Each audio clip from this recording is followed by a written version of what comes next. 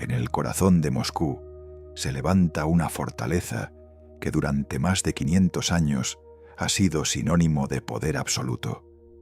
Sus murallas rojas han contemplado coronaciones y ejecuciones, han resistido invasiones y revoluciones, han albergado zares y secretarios generales, y sin embargo, la mayoría de quienes la visitan hoy apenas conocen una fracción de lo que realmente ocurrió entre sus muros.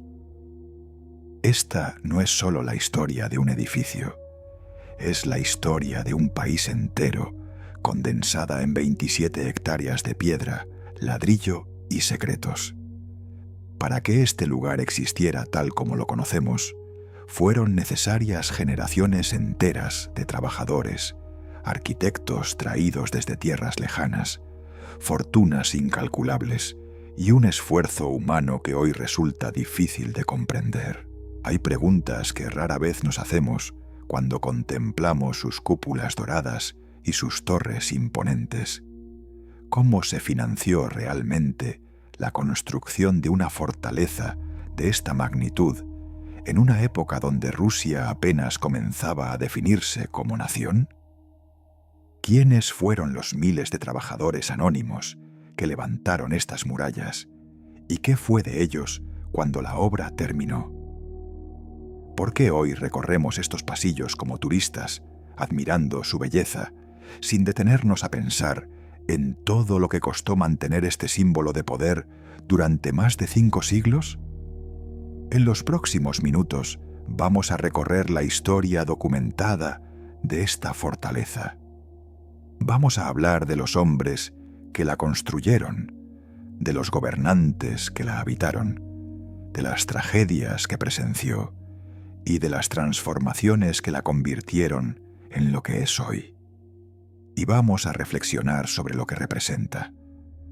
Si te interesan las historias de palacios, fortalezas y los mundos que existieron dentro de ellos, suscríbete. Comenzamos.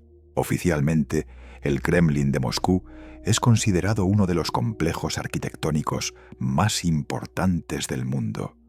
La UNESCO lo declaró Patrimonio de la Humanidad en 1990, reconociendo su valor excepcional como testimonio de la historia rusa y como conjunto monumental de extraordinaria belleza.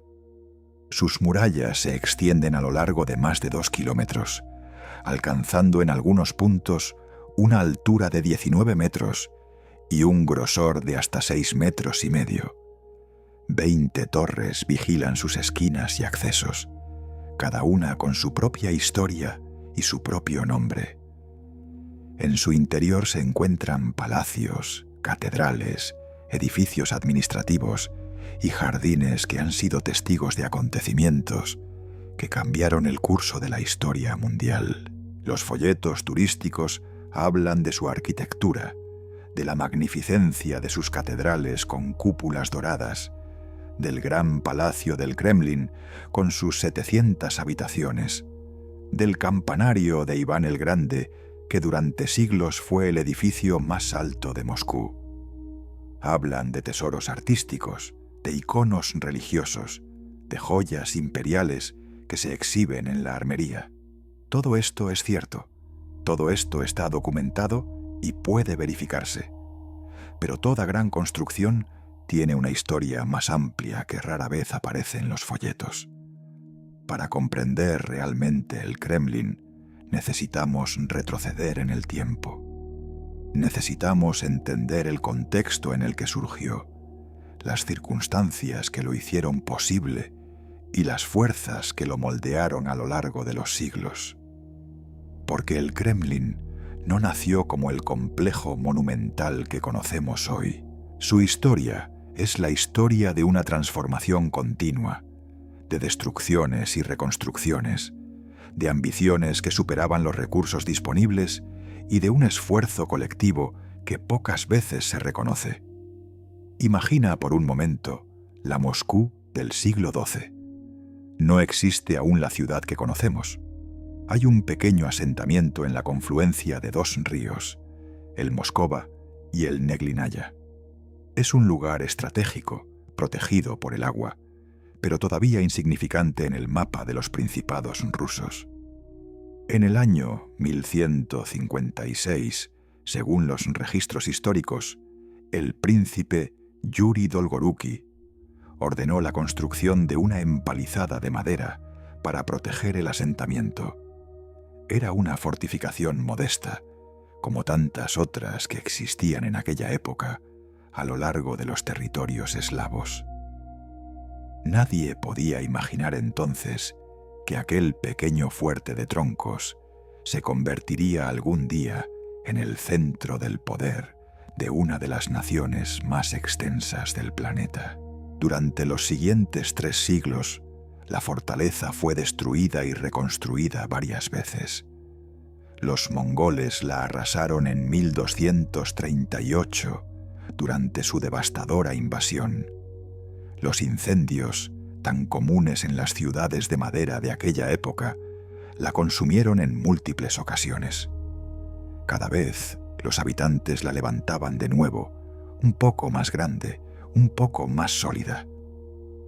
En 1367, el príncipe Dmitri Donskoy tomó una decisión que cambiaría para siempre la naturaleza de la fortaleza. Ordenó reemplazar las murallas de madera por muros de piedra caliza blanca. Fue un proyecto ambicioso para su época, que requirió canteras, transporte de materiales y mano de obra especializada. Los muros blancos le dieron a Moscú un nuevo apodo que perduraría durante generaciones: la ciudad de piedra blanca. Pero las murallas que vemos hoy, esas murallas rojas que se han convertido en símbolo de Rusia, no son aquellas. Las actuales fueron construidas más de un siglo después, bajo circunstancias muy diferentes. Fue Iván III, conocido como Iván el Grande, quien emprendió la transformación más radical del Kremlin. Gobernó entre 1462 y 1505, un período crucial en la consolidación del Estado ruso. Había logrado liberarse definitivamente del yugo mongol. Había unificado gran parte de los principados rusos bajo su autoridad. Y ahora necesitaba una residencia que reflejara su nuevo estatus. Los muros de piedra caliza, construidos un siglo antes, mostraban signos de deterioro. Pero más allá de las cuestiones prácticas, Iván el Grande tenía una visión. Quería que su fortaleza rivalizara con las grandes construcciones de Europa occidental. Quería que el mundo supiera que Rusia había emergido como una potencia digna de respeto.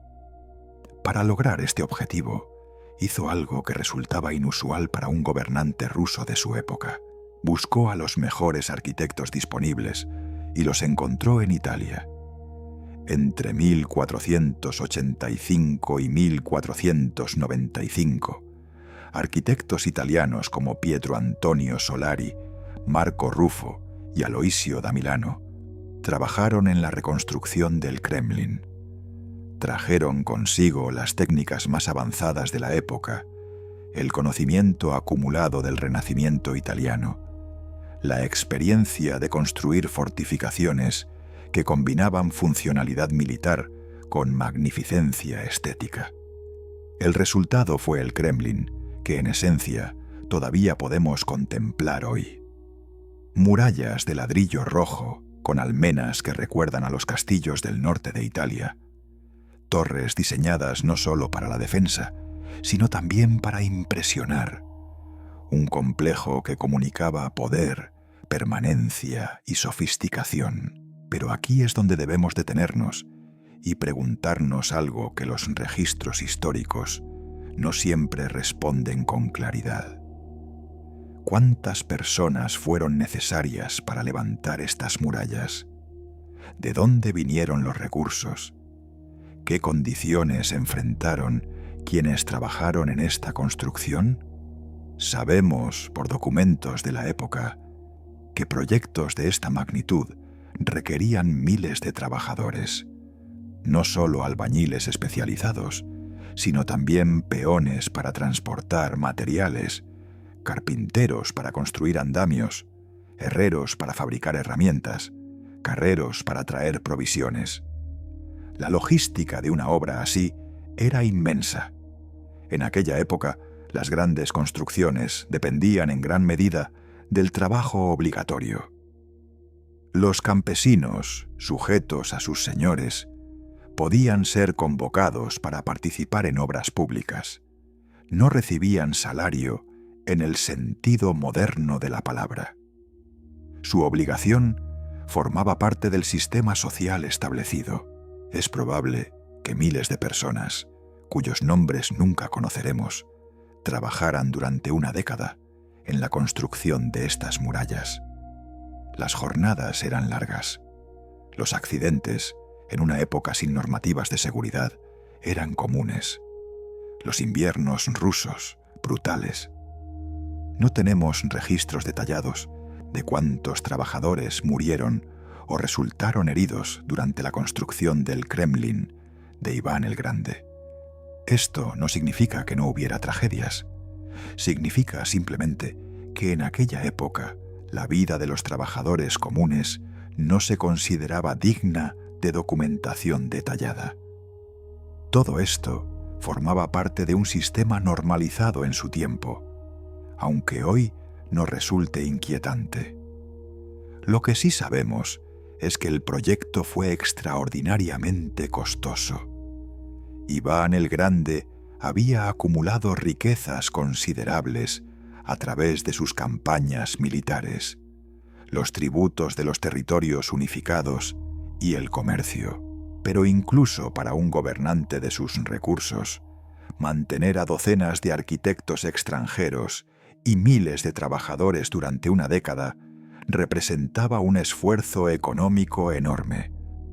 Los arquitectos italianos recibían salarios generosos según los estándares de la época.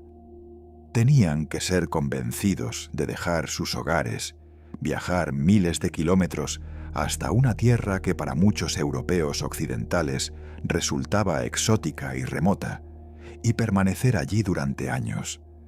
El incentivo tenía que ser sustancial.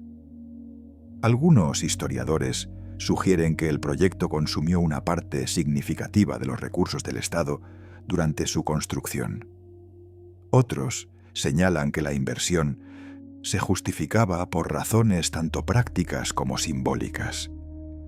Una fortaleza impresionante disuadía a potenciales invasores. Un centro de poder magnificente consolidaba la autoridad del gobernante. Sea como fuere, cuando las murallas quedaron terminadas a finales del siglo XV, el Kremlin se había transformado en algo completamente nuevo. Ya no era simplemente una fortaleza defensiva, era una declaración de intenciones, era el corazón visible de un Estado que aspiraba a la grandeza. Pero como ocurrió con muchas construcciones de esta escala, el verdadero desafío no fue levantarla, fue sostenerla. Porque una fortaleza no es solo piedra y ladrillo, es un organismo vivo que requiere atención constante. Las murallas necesitan reparación. Los edificios interiores demandan mantenimiento. Los jardines exigen cuidado. Y todo esto, multiplicado por la escala del Kremlin, representaba un esfuerzo continuo que se extendería durante siglos. Los sucesores de Iván el Grande continuaron ampliando y modificando el complejo. Su hijo, Vasili III, añadió nuevas estructuras.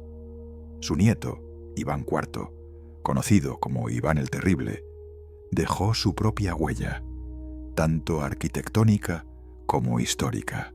Fue bajo el reinado de Iván el Terrible cuando el Kremlin presenció algunos de los episodios más oscuros de la historia rusa.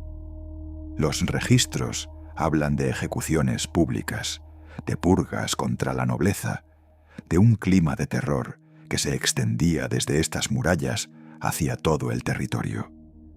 La Plaza Roja, justo afuera de los muros, fue escenario de castigos que pretendían servir como advertencia. no podemos afirmar con certeza absoluta todos los detalles de estos acontecimientos. Los cronistas de la época tenían sus propias agendas, sus propios miedos, sus propias razones para exagerar o minimizar. Pero lo que parece claro es que el Kremlin, durante el reinado de Iván el Terrible, se convirtió en un lugar donde el poder se ejercía de manera implacable. Hay relatos que hablan de nobles ejecutados por sospechas de traición, de familias enteras desterradas o eliminadas, de un gobernante cuya personalidad, según algunos historiadores, fue deteriorándose progresivamente hacia la paranoia y la crueldad. Todo esto ocurrió dentro de estas murallas o por orden de quien las habitaba. Y sin embargo, el Kremlin sobrevivió. Sobrevivió a Iván el Terrible. Sobrevivió al período de inestabilidad que siguió a su muerte, conocido como el Tiempo de los Tumultos. Sobrevivió a la ocupación polaca de 1610. Sobrevivió a incendios devastadores que destruyeron partes significativas de su estructura. Cada vez que el Kremlin era dañado, era reconstruido. Cada nueva dinastía, cada nuevo gobernante, añadía algo propio mientras preservaba lo esencial. Era como si la fortaleza tuviera una voluntad propia de permanencia, una capacidad de regenerarse que trascendía a las personas individuales que la habitaban. Cuando los Románov llegaron al poder en 1613, iniciando una dinastía que gobernaría Rusia durante más de 3 siglos, el Kremlin continuó siendo el centro del poder. Pero también comenzó una transformación gradual en su función y su significado. Pedro el Grande, a principios del siglo XVIII, tomó una decisión que alteraría profundamente la relación entre el Kremlin y el poder ruso. Fundó San Petersburgo y trasladó allí la capital del imperio. De repente, el Kremlin dejó de ser la residencia principal del gobernante. Se convirtió en algo diferente, un símbolo histórico, un lugar de ceremonias, un recordatorio del pasado. Durante casi 2 siglos, los zares vivieron principalmente en San Petersburgo. Regresaban al Kremlin para ocasiones especiales, particularmente para las coronaciones. Pero el día a día del gobierno imperial transcurría a orillas del Neva, no del Moscova. Esto tuvo consecuencias complejas para el Kremlin. Por un lado, liberó al complejo de la presión constante de ser el centro activo del poder. Por otro lado, planteó desafíos de mantenimiento. Una fortaleza que ya no es habitada permanentemente corre el riesgo de deteriorarse. Los registros indican que durante los siglos XVIII y XIX se realizaron numerosas obras de restauración y modificación. El gran palacio del Kremlin, tal como lo conocemos hoy, fue construido entre 1837 y 1849, bajo el reinado de Nicolás I. Es un edificio relativamente moderno en comparación con las murallas y las catedrales medievales. La construcción del gran palacio del Kremlin fue una empresa monumental en sí misma. Diseñado por el arquitecto Konstantin Thon, el edificio combinaba elementos de la arquitectura rusa tradicional con influencias neoclásicas europeas. Sus fachadas se extendían a lo largo de más de 125 metros. En su interior se dispusieron salones de ceremonia tan vastos que podían albergar a miles de personas. Para comprender la escala de este proyecto, debemos imaginar el Moscú de mediados del siglo XIX, una ciudad que crecía rápidamente, que se industrializaba, pero que todavía dependía en gran medida del trabajo manual para las grandes construcciones. Los materiales debían transportarse por caminos que en primavera se convertían en ríos de barro. Los trabajadores enfrentaban condiciones que hoy consideraríamos inaceptables. Según algunos registros de la época, miles de obreros participaron en la construcción del Gran Palacio. Venían de distintas regiones del imperio, muchos de ellos campesinos que buscaban trabajo durante las temporadas en que la tierra no demandaba su atención. Vivían en condiciones precarias, en barracones improvisados cerca de la obra. Las jornadas se extendían desde el amanecer hasta el anochecer. No disponemos de estadísticas precisas sobre accidentes o muertes durante esta construcción específica, pero sabemos, por documentación de obras similares de la época, que los riesgos eran considerables. Las caídas desde andamios, el derrumbe de estructuras temporales, los accidentes con herramientas y materiales pesados, formaban parte de la realidad cotidiana de cualquier gran proyecto constructivo del siglo XIX. Lo que sí podemos afirmar es que el palacio fue completado en el plazo previsto y que se convirtió en uno de los edificios más impresionantes del imperio. Sus salones fueron decorados con una opulencia que pretendía rivalizar con los grandes palacios europeos. El Salón de San Jorge, el Salón de San Vladimiro, el Salón de San Andrés, cada uno dedicado a una orden imperial, exhibían columnas de mármol, arañas de cristal y ornamentos dorados. Todo esto fue pensado para impresionar, para comunicar la grandeza del Imperio ruso a los visitantes extranjeros, a los embajadores, a los nobles que acudían a las ceremonias.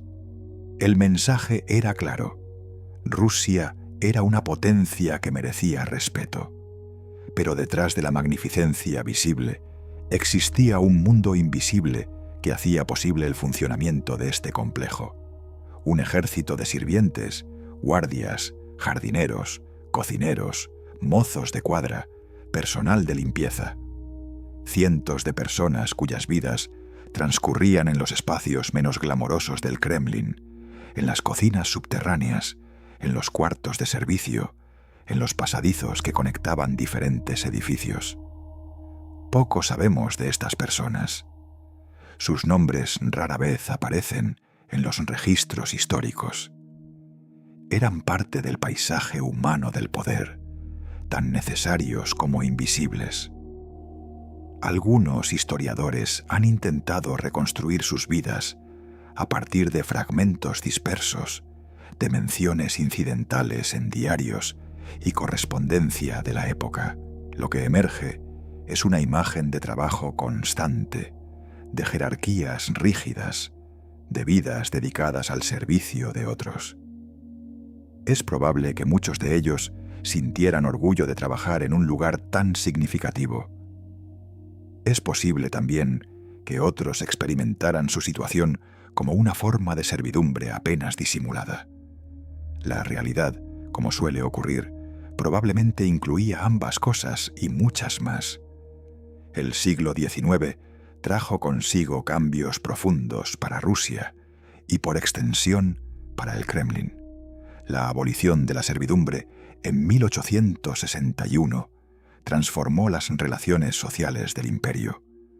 Las guerras, las reformas, las tensiones sociales crecientes fueron configurando un país cada vez más inquieto. El Kremlin, aunque ya no era la residencia principal de los zares, seguía siendo un símbolo poderoso. Las coronaciones continuaban celebrándose allí, siguiendo rituales que se remontaban siglos atrás.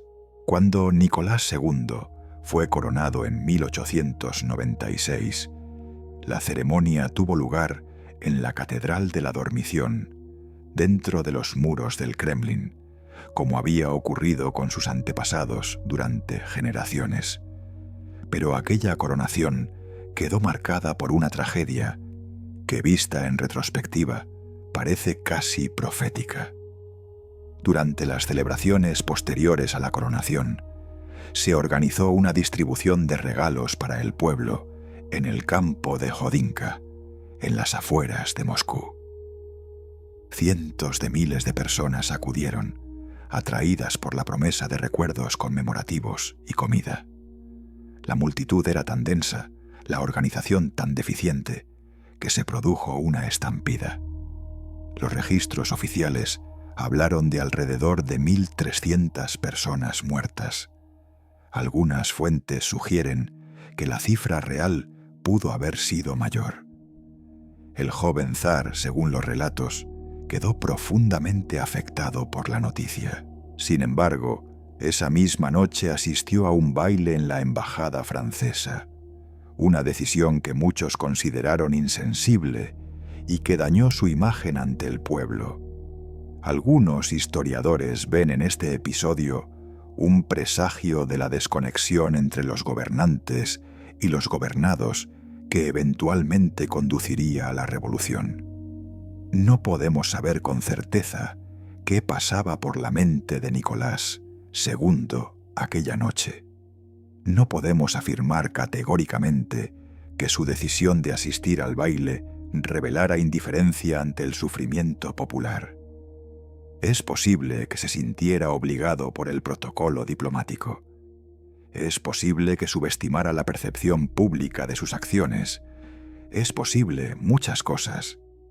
Lo que sí podemos observar es que el Imperio ruso, en las décadas finales de su existencia, mostraba signos crecientes de tensión. Las diferencias entre la opulencia de la corte y las condiciones de vida de la mayoría de la población se hacían cada vez más evidentes. Las ideas revolucionarias circulaban con creciente intensidad. El descontento se acumulaba. Y entonces llegó 1917, el año que cambió todo, el año en que el Kremlin volvió a convertirse en el centro absoluto del poder ruso, pero bajo circunstancias completamente diferentes. La Revolución de Febrero derrocó a la monarquía. La Revolución de Octubre llevó a los bolcheviques al poder. En marzo de 1918, el gobierno soviético trasladó la capital de Petrogrado, como se llamaba entonces San Petersburgo, de regreso a Moscú. Y el Kremlin, después de 2 siglos de ocupar un papel principalmente ceremonial, volvió a ser la sede del gobierno. Pero ¿qué gobierno tan diferente? Donde antes habían reinado zares que reclamaban gobernar por derecho divino, ahora se instalaban revolucionarios que proclamaban gobernar en nombre del proletariado. Donde antes había habido iconos religiosos y símbolos imperiales, ahora aparecían estrellas rojas y retratos de líderes comunistas. La transformación era radical, al menos en la superficie. Vladimir Lenin estableció su residencia y oficina dentro del Kremlin. El mismo complejo que había albergado a los zares durante siglos, ahora era el hogar de quien prometía construir una sociedad completamente nueva. Es interesante observar cómo los nuevos gobernantes se relacionaron con este espacio cargado de historia imperial. Por un lado, el simbolismo de ocupar el Kremlin era poderoso. Demostraba que el viejo orden había sido efectivamente derrocado, que los revolucionarios habían tomado posesión del corazón mismo del poder ruso. Por otro lado, había algo paradójico en que quienes proclamaban el fin de los privilegios aristocráticos habitaran los mismos palacios que sus predecesores. Esta tensión nunca se resolvió del todo durante la era soviética. El Kremlin siguió siendo un espacio de poder inaccesible para la mayoría de los ciudadanos. Sus muros continuaron separando a los gobernantes de los gobernados. La retórica había cambiado, pero la estructura del poder conservaba elementos de continuidad que resultan llamativos. Los primeros años del gobierno soviético fueron caóticos y violentos. La guerra civil, la intervención extranjera, el hambre, las epidemias. Rusia atravesaba una de las crisis más severas de su historia, y desde el Kremlin se tomaban decisiones que afectaban a millones de personas. No es este el lugar para hacer un juicio completo sobre las políticas del primer gobierno soviético. Los historiadores continúan debatiendo las causas, las consecuencias y las alternativas. Lo que podemos observar es que el Kremlin, una vez más, era el escenario desde donde se ejercía un poder que determinaba destinos. Lenin murió en enero de 1924. Su muerte desencadenó una lucha por la sucesión que eventualmente ganó Iósif Stalin. Y con Stalin, el Kremlin entraría en una nueva fase de su larga historia. Una fase que, según numerosos testimonios y documentos, estuvo marcada por el terror. Debemos ser cuidadosos aquí. La historia del período stalinista ha sido objeto de intenso estudio, debate y también de manipulación política. Durante décadas, los archivos soviéticos permanecieron cerrados. Mucha documentación fue destruida. Los testimonios de sobrevivientes a veces se contradicen entre sí. Lo que parece establecido, a partir de la investigación histórica contemporánea, es que durante el gobierno de Stalin se produjeron represiones masivas que afectaron a millones de personas. Las llamadas grandes purgas de los años 30 eliminaron a una parte significativa de la dirigencia del Partido Comunista, del Ejército y de otros sectores de la sociedad. El sistema de campos de trabajo forzado, conocido como Gulag, alcanzó dimensiones enormes. Todo esto se decidía, en última instancia, desde el Kremlin. Stalin trabajaba hasta altas horas de la noche. Los documentos que firmaba podían significar la vida o la muerte de miles de personas. Las listas de nombres que cruzaban su escritorio incluían a viejos camaradas revolucionarios, a militares condecorados, a ciudadanos comunes acusados de delitos, a menudo imaginarios. El Kremlin de aquellos años era un lugar donde reinaba el miedo. Incluso quienes formaban parte del círculo más cercano al líder vivían en constante incertidumbre. Varios de los principales colaboradores de Stalin terminaron siendo arrestados y ejecutados. La paranoia del dictador, según múltiples testimonios, creaba un ambiente de sospecha permanente. Hay relatos que describen reuniones nocturnas en el Kremlin, donde Stalin sometía a sus subordinados a pruebas de lealtad, a humillaciones calculadas, a juegos psicológicos crueles. No podemos verificar cada uno de estos relatos con certeza absoluta, pero la consistencia de los testimonios sugiere que reflejan, al menos en parte, la realidad de aquel período. Mientras tanto, la imagen pública del Kremlin era cuidadosamente controlada. Las ceremonias oficiales proyectaban orden, fortaleza, unidad. Los desfiles en la Plaza Roja mostraban el poderío militar soviético. Las fotografías oficiales presentaban a líderes sonrientes ante multitudes entusiastas. La distancia entre la imagen y la realidad era inmensa. Pero el Kremlin como estructura física también experimentaba transformaciones. Durante los años 20 y 30, varios edificios históricos fueron demolidos para hacer espacio a nuevas construcciones o simplemente porque se consideraban vestigios de un pasado que debía superarse. El monasterio de Chudov y el monasterio de la Ascensión, que habían existido dentro del Kremlin durante siglos, fueron destruidos. En su lugar se construyó un edificio administrativo de estilo constructivista. Esta destrucción del patrimonio histórico resulta dolorosa desde nuestra perspectiva actual, pero debemos entenderla en su contexto.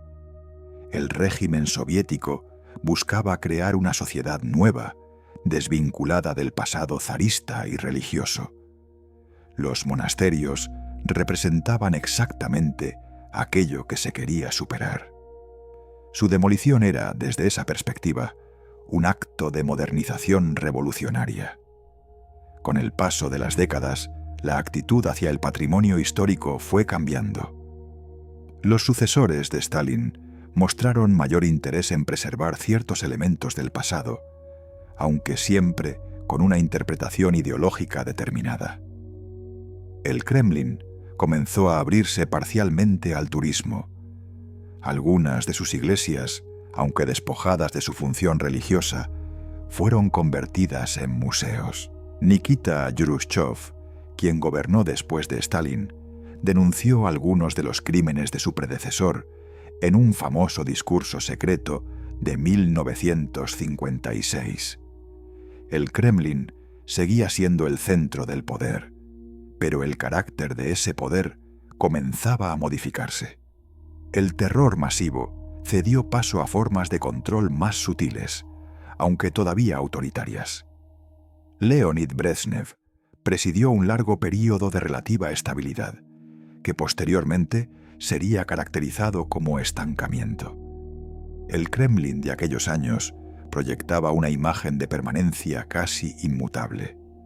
Los líderes envejecían visiblemente, pero el sistema parecía perpetuarse sin cambios significativos. Y sin embargo, bajo la superficie, las contradicciones se acumulaban.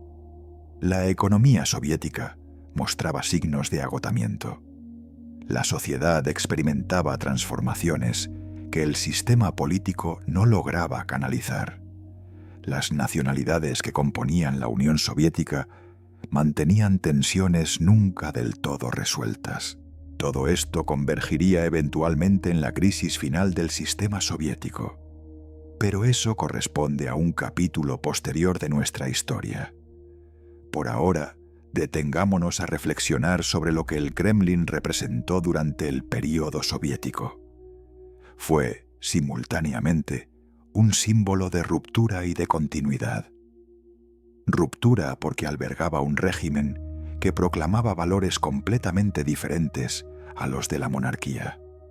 Continuidad porque seguía siendo el centro desde donde se ejercía un poder que abarcaba territorios inmensos y afectaba a cientos de millones de personas.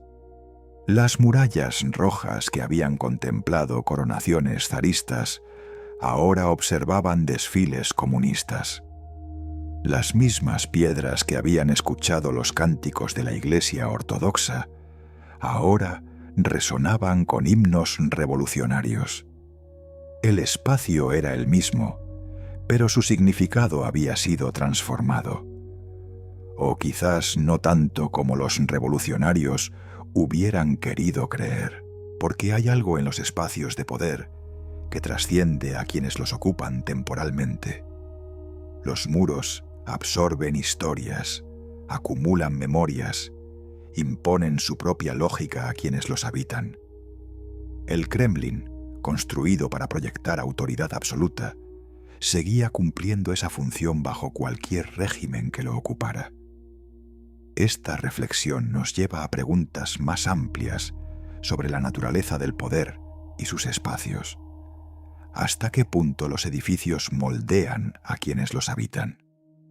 ¿Es posible ejercer un poder radicalmente diferente desde los mismos salones donde se ejerció durante siglos un poder autocrático?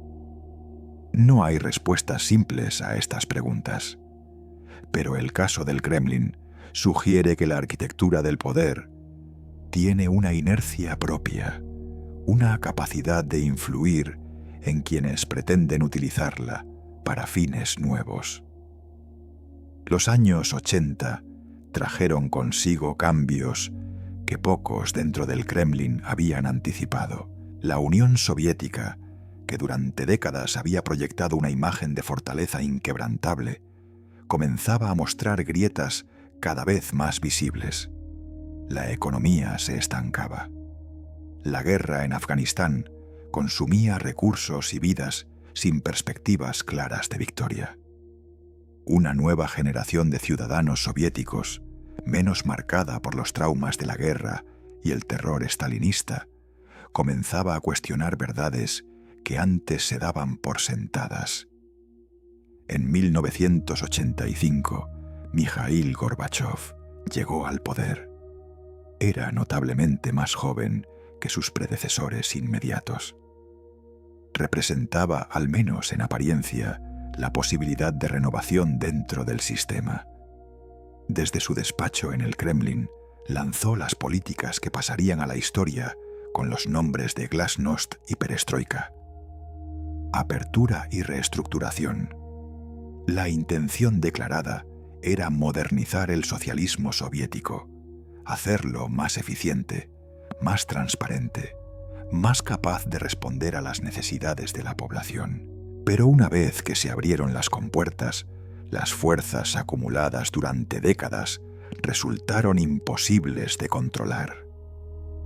El Kremlin de aquellos años finales del período soviético fue escenario de debates intensos, de luchas de poder entre reformistas y conservadores, de decisiones que alterarían el mapa político del mundo.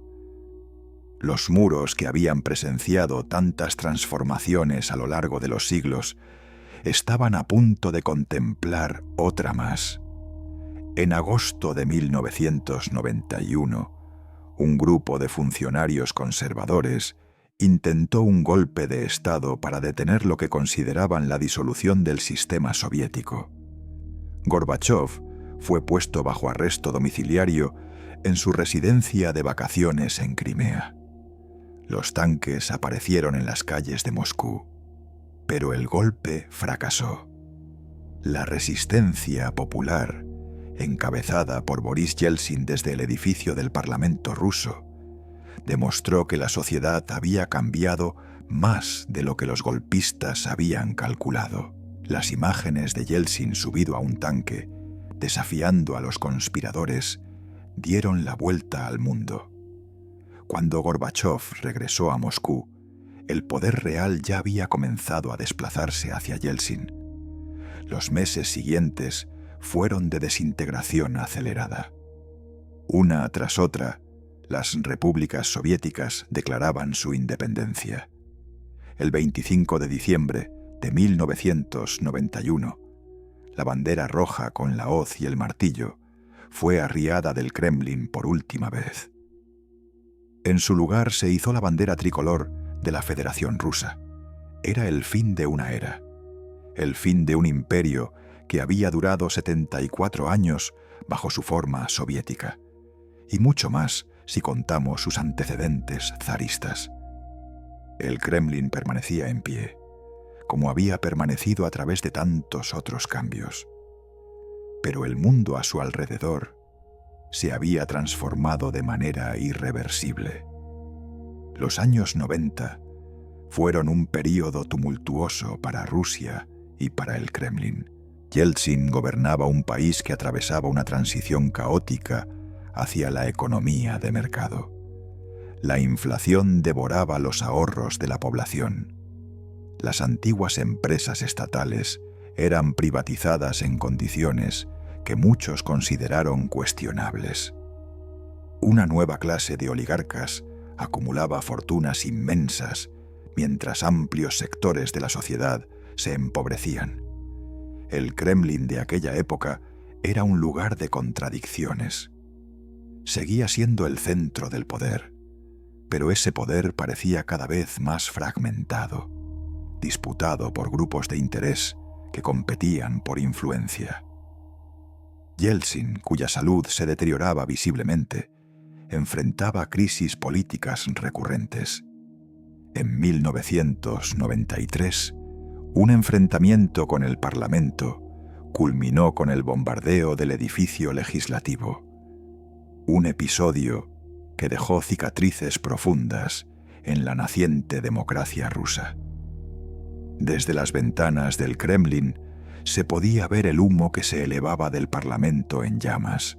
Las mismas murallas que habían presenciado revoluciones y guerras civiles ahora contemplaban un nuevo tipo de conflicto, una lucha por definir el futuro de Rusia en un mundo que ya no se dividía entre bloques ideológicos. Los turistas comenzaron a llegar en números crecientes. El Kremlin, que durante décadas había sido un espacio cerrado, inaccesible para los visitantes extranjeros, salvo en ocasiones muy controladas, ahora abría sus puertas.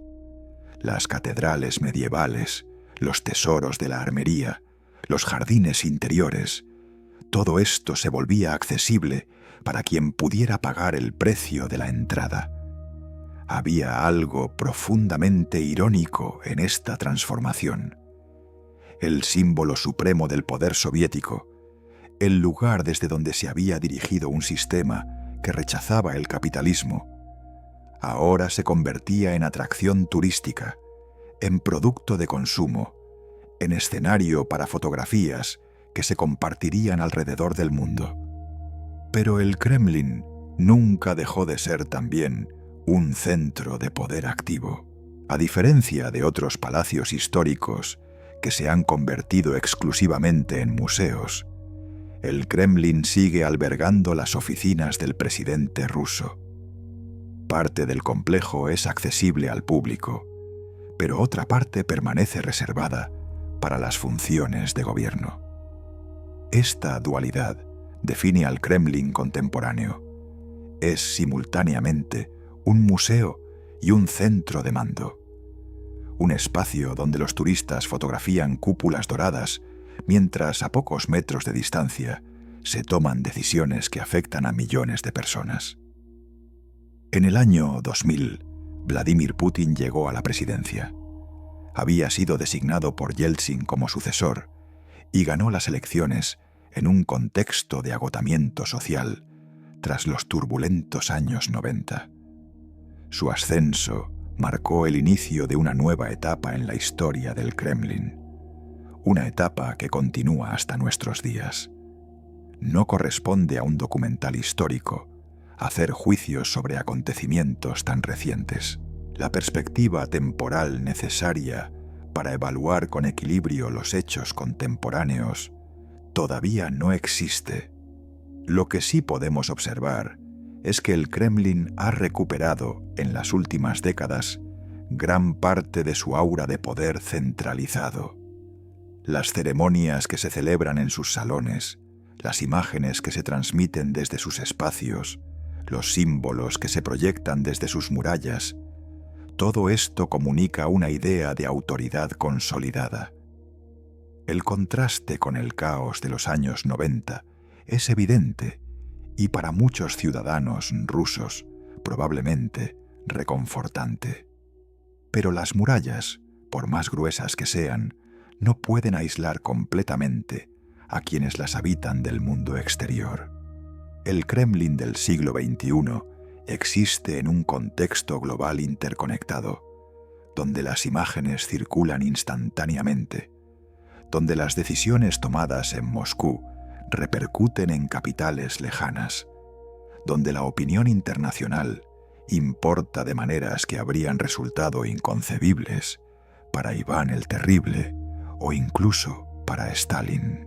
Detengámonos ahora a considerar algo que rara vez se menciona en las guías turísticas o en los documentales convencionales.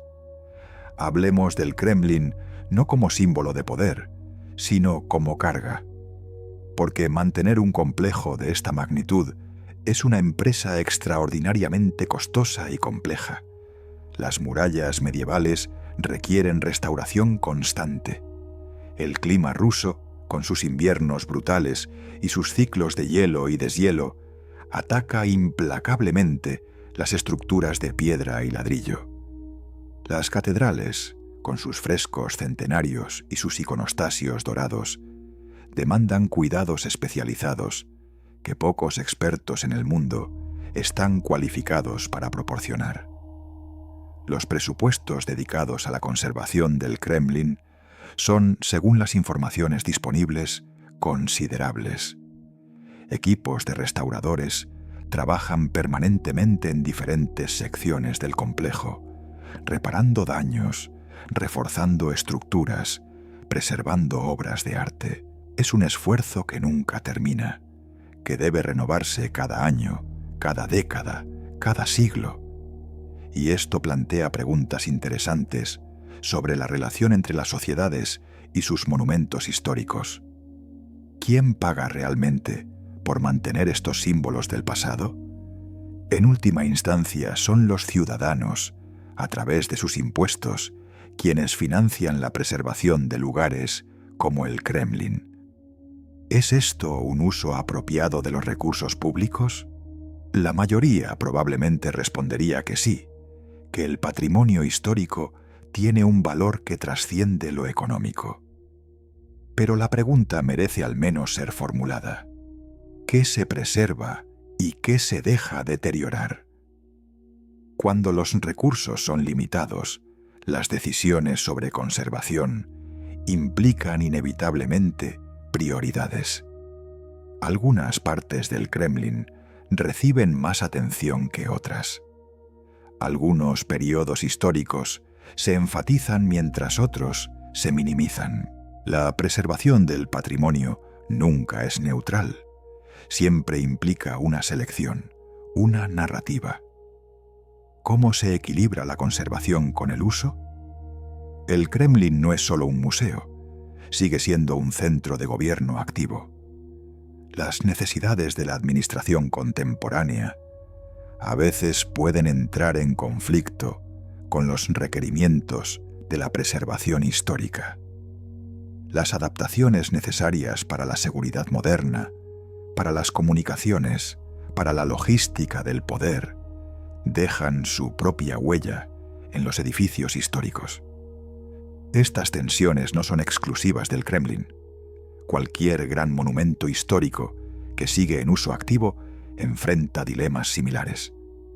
Pero en pocos lugares son tan intensas como aquí, donde el peso de la historia es tan inmenso y las exigencias del presente tan demandantes. Pensemos ahora en las personas que trabajan dentro del Kremlin hoy, no en los altos funcionarios cuyos nombres aparecen en las noticias, sino en los otros.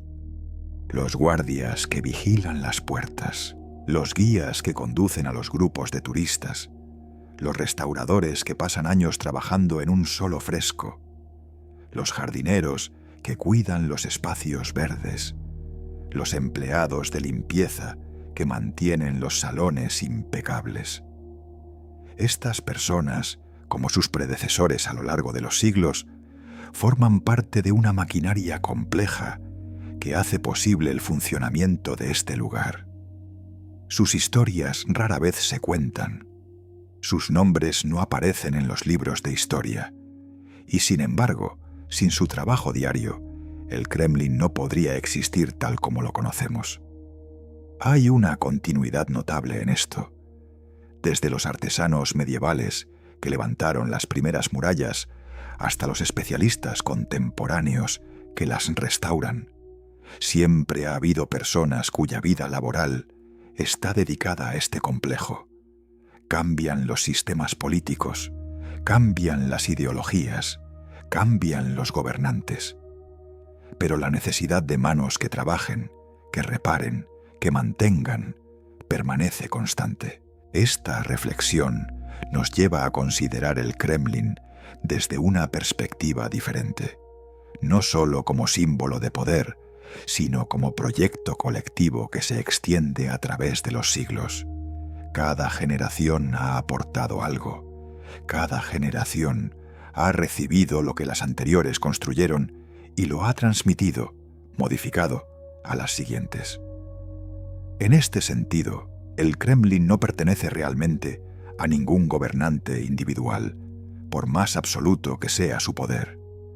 Es una herencia compartida, un patrimonio que trasciende a quienes temporalmente lo habitan. Esta idea puede resultar reconfortante o perturbadora según cómo se mire. Reconfortante porque sugiere que hay algo que perdura más allá de las luchas políticas del momento. Perturbadora porque implica que la historia de este lugar no es solo gloriosa. Incluye también todo el sufrimiento, toda la opresión, todas las injusticias que ocurrieron dentro de sus muros. Cuando caminamos por los salones del Kremlin como turistas, fotografiando las cúpulas doradas y admirando los tesoros de la armería, ¿qué es exactamente lo que estamos celebrando? ¿El genio arquitectónico de quienes lo diseñaron? ¿El poder de quienes lo mandaron construir? ¿El trabajo de quienes lo levantaron con sus manos? Probablemente todas estas cosas, y ninguna de manera exclusiva. Los monumentos históricos son como espejos que reflejan lo que queremos ver en ellos. Para algunos visitantes, el Kremlin representa la grandeza de la civilización rusa. Para otros, simboliza siglos de autocracia. Para otros más, es simplemente un lugar fascinante que merece ser fotografiado. Ninguna de estas perspectivas es completamente errónea. Ninguna captura la totalidad de lo que este lugar significa. Lo que sí podemos afirmar es que el Kremlin sigue ejerciendo una fascinación peculiar sobre quienes lo visitan o simplemente lo contemplan desde afuera. Sus murallas rojas se han convertido en una de las imágenes más reconocibles del mundo. Aparecen en películas, en noticias, en libros de historia, en postales turísticas. Son símbolo de Rusia de una manera que pocos otros lugares pueden igualar. Esta potencia simbólica es en sí misma un fenómeno digno de reflexión. ¿Por qué ciertos lugares adquieren este tipo de significado? ¿Qué es lo que hace que unas murallas de ladrillo se conviertan en representación de toda una nación, de toda una civilización? Parte de la respuesta tiene que ver con la acumulación histórica. El Kremlin no es famoso solo por su arquitectura, sino por todo lo que ha ocurrido entre sus muros a lo largo de más de 500 años.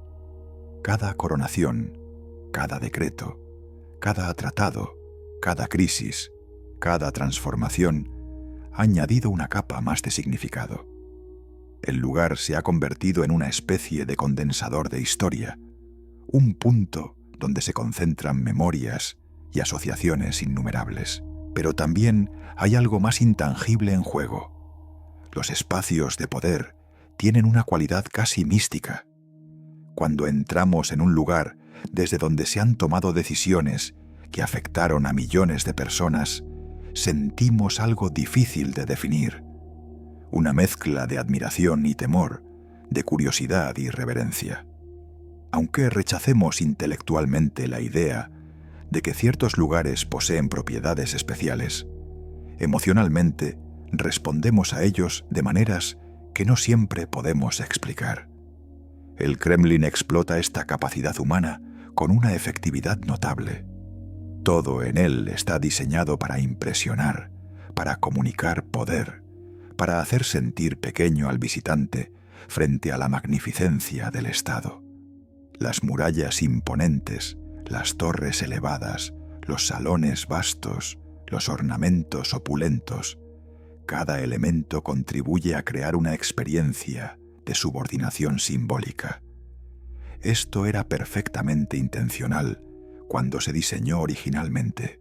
Los arquitectos de Iván el Grande sabían exactamente qué efecto querían producir, y lo lograron con tal éxito que el efecto perdura hasta hoy, 500 años después, incluso cuando el contexto político ha cambiado completamente.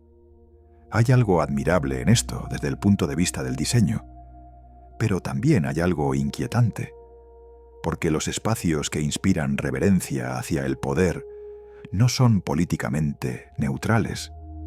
Normalizan la idea de que el poder debe ser impresionante, debe ser distante, debe ser inaccesible para los ciudadanos comunes. Comparemos el Kremlin con otros centros de gobierno. Algunos países democráticos han optado por arquitecturas más modestas, más accesibles, que pretenden comunicar que el poder emana del pueblo y debe servirlo.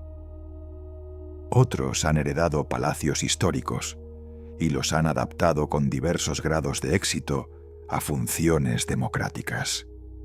No hay un modelo único, pero la persistencia del Kremlin como centro de poder activo en Rusia dice algo sobre la continuidad de ciertas concepciones de la autoridad. Los regímenes cambian, las ideologías se transforman, pero el espacio desde donde se gobierna permanece. Y el espacio, como hemos visto, tiene su propia lógica, su propia influencia sobre quienes lo habitan.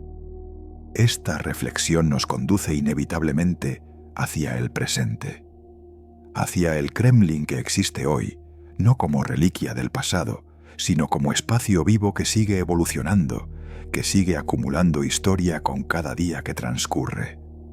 Cada mañana, cuando el sol se eleva sobre Moscú e ilumina las cúpulas doradas de las catedrales del Kremlin, comienza un nuevo capítulo de esta historia interminable.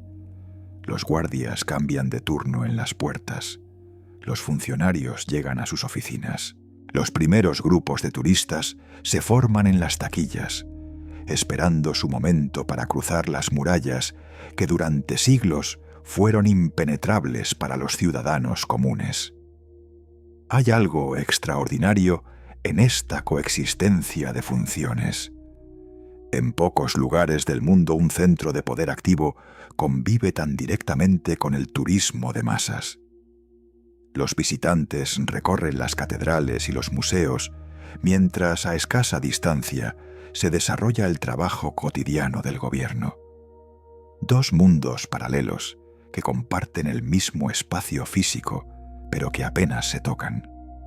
Los turistas que visitan el Kremlin hoy provienen de todas partes del mundo. Algunos llegan con conocimientos profundos de la historia rusa, ansiosos por contemplar con sus propios ojos lugares que han estudiado durante años. Otros vienen simplemente porque el Kremlin aparece en todas las guías como visita obligada en Moscú, sin saber muy bien qué esperar. Algunos buscan la belleza arquitectónica, otros el peso de la historia, otros más, simplemente una fotografía que compartir. Todos ellos caminan por los mismos adoquines que pisaron zares y revolucionarios, nobles y prisioneros, embajadores y verdugos. El suelo no distingue entre unos y otros. Guarda silencio sobre todo lo que ha presenciado. Hay un fenómeno curioso que ocurre cuando visitamos lugares históricos de gran intensidad. Por un momento, mientras contemplamos las piedras antiguas o los frescos centenarios, sentimos una conexión con el pasado que trasciende lo intelectual. Es como si el tiempo se comprimiera, como si las distancias de siglos se redujeran a nada. Los hombres y mujeres que vivieron y murieron aquí se vuelven por un instante casi presentes. Pero este sentimiento es efímero. Pronto vuelve la conciencia del presente, la distracción del siguiente punto del recorrido, la necesidad de continuar antes de que cierre el museo. El pasado se aleja de nuevo, se convierte otra vez en abstracción, en fechas y nombres que leemos en las placas informativas. Quizás esto sea inevitable. Quizás no podríamos funcionar si sintiéramos permanentemente el peso de toda la historia acumulada en los lugares que habitamos. La capacidad de olvidar, de seguir adelante, es también una forma de supervivencia. Pero hay algo valioso en esos momentos de conexión, por breves que sean. Nos recuerdan que la historia no es solo información que se aprende en los libros, es la experiencia vivida de personas reales que amaron, sufrieron, esperaron y temieron, exactamente como nosotros. Las piedras del Kremlin fueron tocadas por manos humanas, cada una de ellas perteneciente a alguien con su propia historia, sus propios sueños, sus propias preocupaciones cotidianas. Pensemos por un momento en un trabajador anónimo del siglo XV, uno de los miles que participaron en la construcción de las murallas actuales. No conocemos su nombre, no sabemos de dónde venía ni qué fue de él después de que terminara la obra. Pero sabemos que existió, que su trabajo físico contribuyó a crear algo que perduraría durante más de 500 años. ¿Qué pensaría ese trabajador si pudiera ver el Kremlin hoy? ¿Sentiría orgullo al comprobar que su obra ha sobrevivido tanto tiempo? ¿Se asombraría de las transformaciones que el complejo ha experimentado? ¿Le sorprendería ver a personas de tierras que él ni siquiera sabía que existían caminando por los pasillos que ayudó a construir? No podemos saberlo, por supuesto, pero la pregunta misma tiene valor. Nos obliga a recordar que detrás de cada gran monumento hay innumerables vidas anónimas sin las cuales nada de esto existiría. Lo mismo podríamos decir de todos los períodos de la historia del Kremlin. Por cada zar cuyo nombre aparece en los libros, hubo miles de sirvientes cuya existencia apenas dejó rastro. Por cada líder soviético que pronunció discursos desde estas murallas, hubo multitudes de ciudadanos cuyas vidas fueron afectadas por decisiones tomadas aquí. La historia oficial tiende a enfocarse en los poderosos, pero la historia real está hecha también, quizás principalmente, por todos los demás. El Kremlin contemporáneo intenta, de diversas maneras, contar esta historia más amplia. Los museos exhiben no solo las joyas de los zares, sino también objetos de la vida cotidiana de épocas pasadas. Las exposiciones temporales a veces se enfocan en aspectos menos conocidos de la historia del complejo. Los guías, cuando son buenos, pueden ofrecer perspectivas que van más allá de las fechas y los nombres ilustres. Pero hay límites a lo que cualquier museo puede transmitir. La experiencia de quienes sufrieron dentro de estas murallas no puede reducirse a una vitrina. El terror de las purgas estalinistas, el miedo de los cortesanos ante un zar impredecible, la desesperanza de los prisioneros en las mazmorras, todo esto se resiste a la museificación. Quizás por eso los lugares históricos como el Kremlin nos producen sentimientos ambivalentes. Admiramos su belleza, pero intuimos que esa belleza fue construida sobre fundamentos que no siempre fueron nobles. Celebramos su supervivencia a través de los siglos, pero sabemos que esa supervivencia tuvo costos humanos que preferimos no examinar demasiado de cerca. Esta ambivalencia es, posiblemente, la respuesta más honesta que podemos tener ante un lugar como este. Ni la admiración acrítica ni el rechazo moralizante capturan la complejidad de lo que el Kremlin representa. Es un lugar de belleza y de crueldad, de logros extraordinarios y de sufrimientos innombrables, de poder que construyó y de poder que destruyó. Aceptar esta complejidad es, quizás, el primer paso hacia una relación más madura con la historia. No necesitamos simplificar el pasado para aprender de él. Podemos reconocer simultáneamente la magnificencia arquitectónica del Kremlin y las injusticias que se cometieron en su nombre. Podemos admirar el trabajo de los artesanos que crearon sus maravillas y lamentar las condiciones en que muchos de ellos probablemente trabajaron. La noche cae sobre Moscú, como ha caído cada noche durante siglos incontables. Las luces se encienden en las murallas del Kremlin, iluminando las torres y las cúpulas contra el cielo oscuro. Es una imagen que se ha vuelto icónica, reproducida en millones de fotografías, postales y películas. Para quienes la ven desde afuera, es simplemente una postal hermosa, un recordatorio de que están en una de las ciudades más históricas del mundo. Para quienes conocen algo de la historia que esas murallas han presenciado, la imagen adquiere capas adicionales de significado. Hay fantasmas en esas piedras, aunque no en el sentido literal.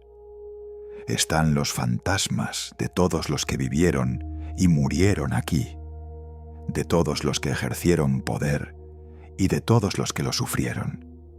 Están los fantasmas de los proyectos realizados y de los sueños truncados, de las esperanzas cumplidas y de las traiciones consumadas. Pero el Kremlin no es solo un repositorio del pasado. Sigue siendo un lugar donde se toman decisiones que afectan al presente y al futuro. Las luces que brillan en algunas ventanas no son solo decorativas. Indican que alguien está trabajando, que el gobierno continúa funcionando, que la historia sigue escribiéndose. Esta continuidad es, a su manera, extraordinaria. Muy pocos lugares en el mundo pueden reclamar una presencia tan ininterrumpida en el centro del poder durante tanto tiempo. Imperios han surgido y caído, ideologías han triunfado y fracasado. El mundo se ha transformado de maneras que habrían resultado inconcebibles para los constructores originales. Y sin embargo, el Kremlin permanece. ¿Qué explica esta resiliencia? En parte, sin duda, factores prácticos. La ubicación es estratégica. Las fortificaciones son sólidas. La infraestructura acumulada durante siglos hace que sea más fácil seguir usando el complejo que construir algo nuevo desde cero. Pero hay algo más. Hay un poder simbólico en la continuidad, una legitimidad que se deriva de la permanencia. Quien gobierna desde el Kremlin se inscribe automáticamente en una línea que se remonta siglos atrás. Hereda, quiera o no, algo del aura de todos los que gobernaron antes. Este poder simbólico es una espada de doble filo. Por un lado, confiere autoridad, conecta al presente con un pasado percibido como grandioso. Por otro lado, ata al gobernante a tradiciones que pueden resultar limitantes, expectativas que pueden ser difíciles de satisfacer. Cada líder que ha ocupado el Kremlin ha tenido que negociar, de una manera u otra, con este legado. Algunos han intentado enfatizar la continuidad, presentándose como herederos legítimos de una tradición gloriosa. Otros han pretendido marcar rupturas, distinguirse de sus predecesores, inaugurar eras nuevas. Ninguno ha podido escapar completamente del peso de las murallas que lo rodeaban. Pensemos en lo que significa, concretamente, trabajar en un lugar así, caminar cada día por pasillos que fueron recorridos por Iván el Terrible, tomar decisiones en salones donde Stalin firmaba listas de ejecución, mirar por ventanas desde las que generaciones de gobernantes contemplaron la ciudad que dominaban. ¿Cómo afecta esto a quienes lo experimentan? No podemos saberlo con certeza desde fuera, pero es difícil imaginar que no tenga ningún efecto.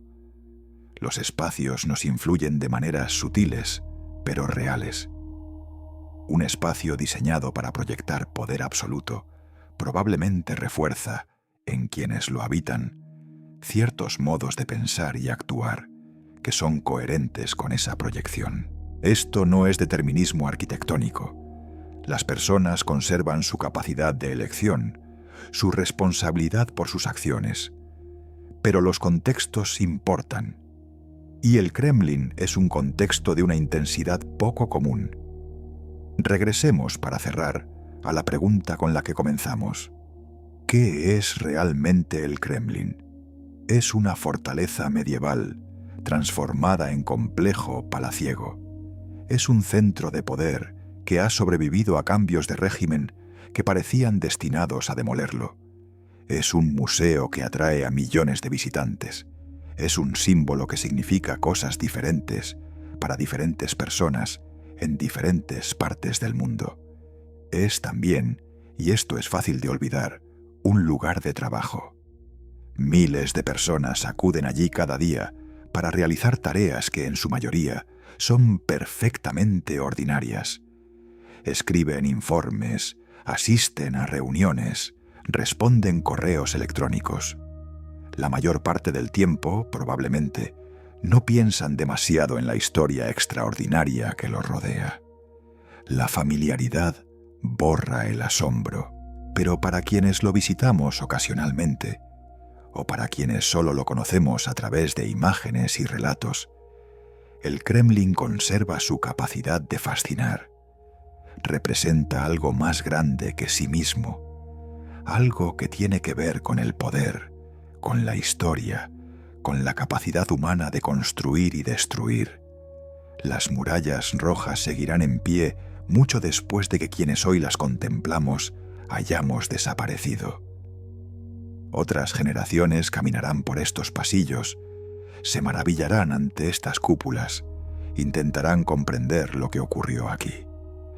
Añadirán sus propias capas de significado a las innumerables que ya existen. Esta mansión del poder, esta fortaleza que se convirtió en palacio, y el palacio que se convirtió en museo sin dejar de ser centro de gobierno, continuará acumulando historia. Cada día que pasa se añade al registro. Cada decisión tomada dentro de sus muros, cada visitante que cruza sus puertas, cada restaurador que repara sus piedras, contribuye a la historia interminable de este lugar. El Kremlin no fue un monstruo ni una víctima. Fue el resultado de una época, de muchas épocas, de formas sucesivas de entender el poder, la riqueza y el legado. Fue construido por manos humanas para servir a propósitos humanos. Y como toda creación humana, es ambiguo, complejo, irreducible a juicios simples.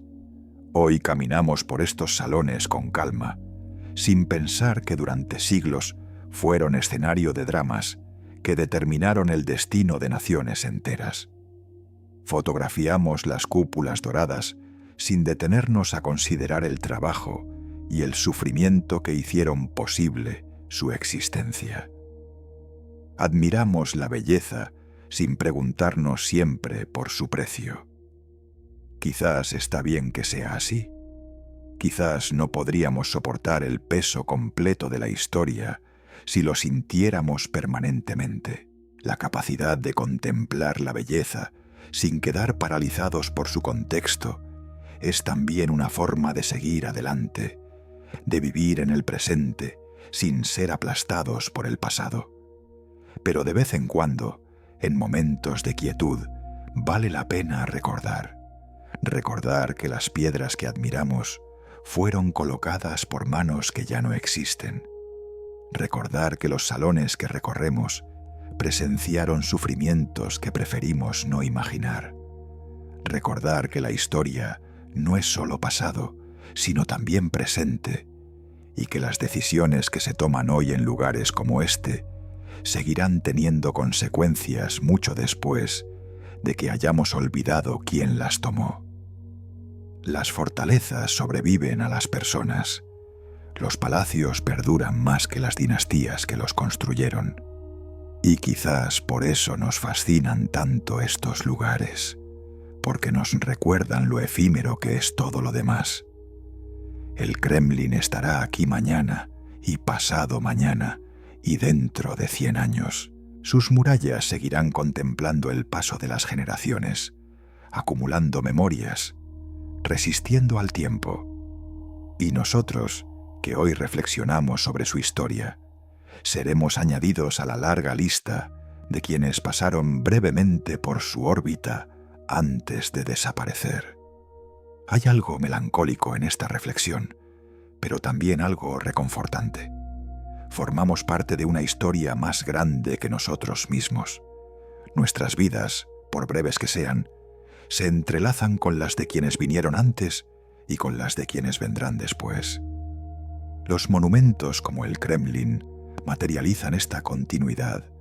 Nos recuerdan que pertenecemos a algo que nos trasciende. La noche avanza sobre Moscú. Las últimas luces se apagan en las oficinas del Kremlin. Los guardias continúan su vigilia silenciosa. Dentro de unas horas, el sol volverá a salir, los turistas volverán a formar filas, y otro día se añadirá a los 500 años de historia de este lugar extraordinario. Pero por ahora, todo está en calma. Las murallas rojas se recortan contra el cielo nocturno. Las cúpulas doradas brillan suavemente bajo la luz de la luna, y el Kremlin, como ha hecho durante siglos, espera. Gracias por acompañarnos. Descansa.